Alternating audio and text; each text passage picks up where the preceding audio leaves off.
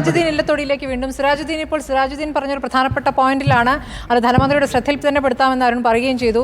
ഈ ഡ്രഗ്സിൻ്റെ കാര്യം അതൊരു പ്രധാനപ്പെട്ട വിഷയം തന്നെയാണല്ലോ. ഇവിടെ ക്രൈം കൂടുന്നതിൻ്റെ ഒരു പ്രധാനപ്പെട്ട കാരണം അതാണ്. ഈ ഭാഗികമായി നല്ല ബജറ്റ് ഭാഗികമായി വിയോജിക്കുന്നു എന്നാണ് പറഞ്ഞല്ലോ. യോജിക്കുന്ന കാര്യങ്ങൾ എന്തൊക്കെയാണ്? അത് കോഴിക്കോടിന് കിട്ടിയ അതിലേക്ക് ചുരുങ്ങിയാണോ?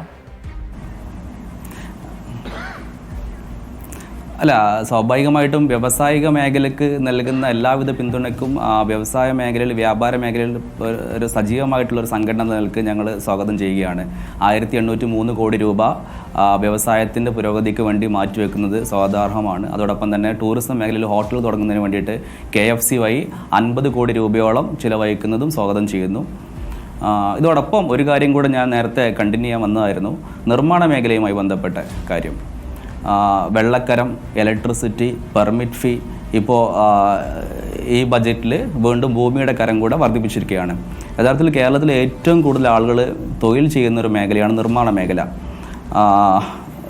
ചാനൽ ശ്രദ്ധിച്ചിട്ടുണ്ടോ എന്ന് എനിക്ക് അറിഞ്ഞുകൂടാ. ഈയിടെ നിർമ്മാണ മേഖലയിലുള്ള സംഘടനകൾ ഒന്നടങ്കം സമരത്തിലാണ് കോറി ക്രഷർ ഉൽപ്പന്നങ്ങളുടെ വിലവർദ്ധനവുമായി ബന്ധപ്പെട്ട്. എന്നാൽ വീണ്ടും നിർമ്മാണ മേഖലയിൽ വലിയ പ്രതിസന്ധി ഉണ്ടാക്കുന്ന തീരുമാനമാണ് ഈ ഭൂമിയുടെ കരം വർദ്ധിപ്പിക്കുന്ന നടപടി.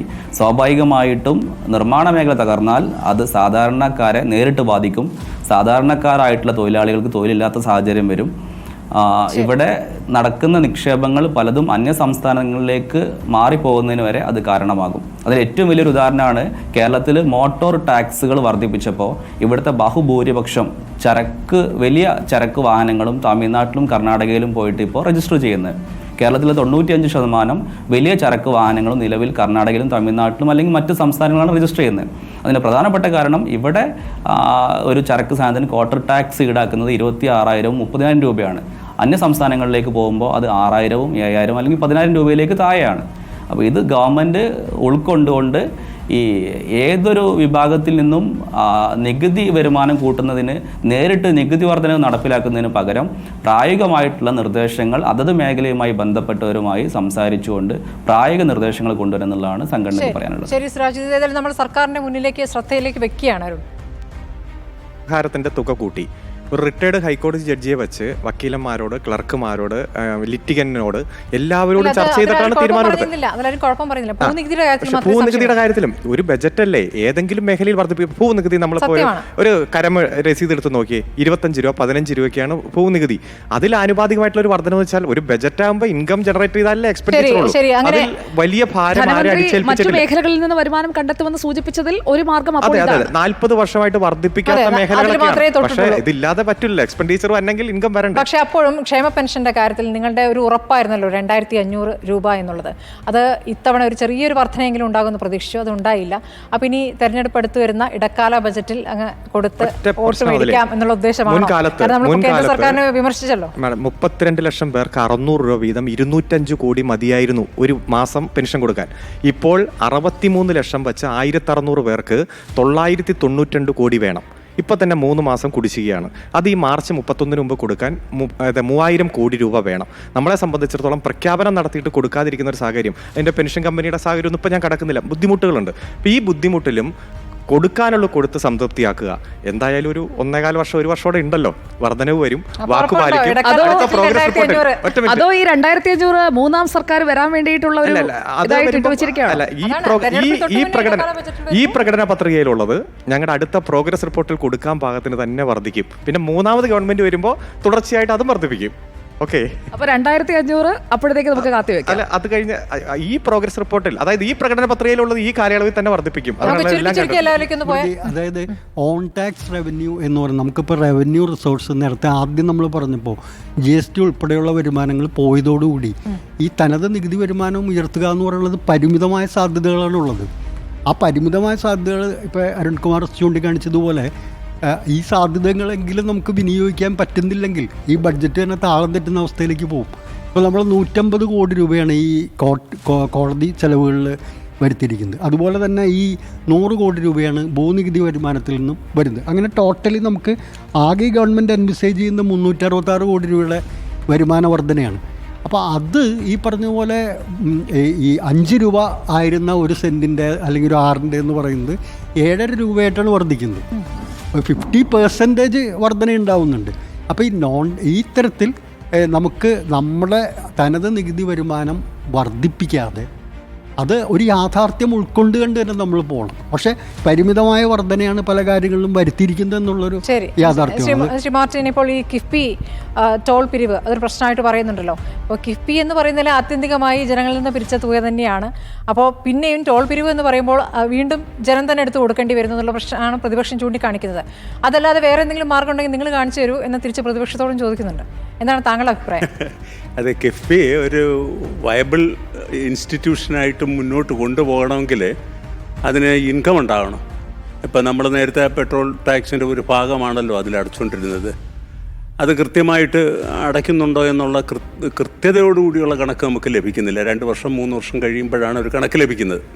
അപ്പോൾ ആ ഇൻകം പോരാ. ഇനിയിപ്പോൾ തിരിച്ചടവ് തുടങ്ങുമ്പോൾ കുറച്ചുകൂടി വയബിളായിട്ട് ഈ ഇൻസ്റ്റിറ്റ്യൂഷൻ മുന്നോട്ട് കൊണ്ടുപോകണമെങ്കിൽ ഇതുപോലുള്ള ഇൻകം ജനറേഷൻ ഉണ്ടാകണം. പക്ഷേ സാധാരണക്കാരെ സംബന്ധിച്ച് പ്രശ്നം തന്നെയാണ്. പക്ഷേ ഇപ്പം ഞാനും ഇത് കൊടുക്കുന്ന ആളാണ്. എനിക്കത് വലിയ വേദനയുള്ളൊരു കാര്യമാണ്. പെയിൻ എക്കോണമിയിൽ തന്നെയാണ് അത് വരുന്നത്. പക്ഷേ ഒരു പ്രഷർ എക്കോണമിയിലേക്ക് നിങ്ങൾക്ക് പോകാനായിട്ട് എളുപ്പം സാധ്യമല്ല. അപ്പോൾ ഈ സാഹചര്യത്തിൽ ടോള് ഏർപ്പെടുത്തിയാലും മനുഷ്യന് വലിയ ഭാരമാകാത്ത രീതിയിൽ അത് ചെയ്താൽ ഓക്കെ ആണെന്ന് പറയാം. പക്ഷേ ഇത് കിഫ്ബി വയബിൾ മോഡലാക്കി കൊണ്ടുപോകണം. ശരി. അതെ, ഞാൻ ഇതിനകത്തൊരു പ്രശ്നം എന്ന് പറഞ്ഞാൽ നമ്മൾ ടാക്സ് ഇമ്പോസ് ചെയ്യുമ്പോൾ ആൾക്കാരുടെ പോക്കറ്റിൽ നിന്ന് പൈസ വലിക്കുകയാണ്. അതിനു പകരം നിങ്ങൾ എന്തുകൊണ്ട് റവന്യൂ ജനറേറ്റിംഗ് ആയിട്ടുള്ള ക്യാപിറ്റൽ എക്സ്പെൻഡിച്ചർ നടത്തുന്നില്ല? അത് ലോങ് ടേം ഫ്യൂച്ചറിൽ നോക്കുകയാണെങ്കിൽ റവന്യൂ ജനറേറ്റിംഗ് ആയിട്ടുള്ള ക്യാപിറ്റൽ എക്സ്പെൻഡിച്ചർ കൂട്ടിക്കഴിഞ്ഞാൽ ആൾക്കാരുടെ പോക്കറ്റിൽ നിന്ന് പൈസ എടുക്കേണ്ടി വരില്ല. അല്ല, ടോള് ആൾക്കാരുടെ പോക്കറ്റിൽ നിന്ന് പൈസ എടുക്കാതെ എന്തുകൊണ്ട് നിങ്ങൾക്ക് പുതിയ പബ്ലിക് പ്രൈവറ്റ് പാർട്ണർഷിപ്പ് കൊണ്ടുവന്ന് അതിൽ നിന്ന് റവന്യൂ ജനറേറ്റ് ചെയ്ത് ആളുകളിൽ നിന്ന് പോക്കറ്റിൽ നിന്ന് പൈസ എടുക്കാതെ നിങ്ങൾ റവന്യൂ ജനറേറ്റ് ചെയ്യൂ?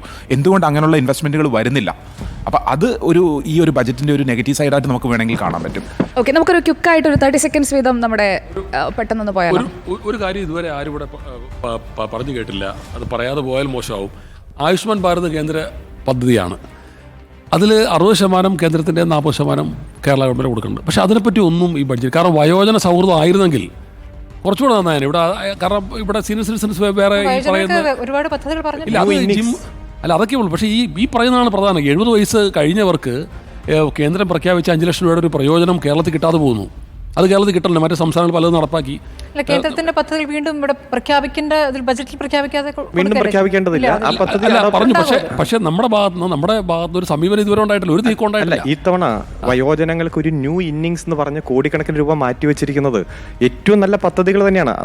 ഒരു രംഗം പുതുതായിട്ട് ആരംഭിക്കാൻ വേണ്ടിയിട്ടാണ്. അതെല്ലാം ഇതിന്റെ ഭാഗമായിട്ട് വരും. ഒറ്റ കാര്യം, ഇവിടെ 64 ലക്ഷം പേർക്ക് പെൻഷൻ കൊടുക്കുമ്പോഴും 2% ആളുകൾക്ക് മാത്രമാണ് കേന്ദ്രത്തിന്റെ പെൻഷൻ.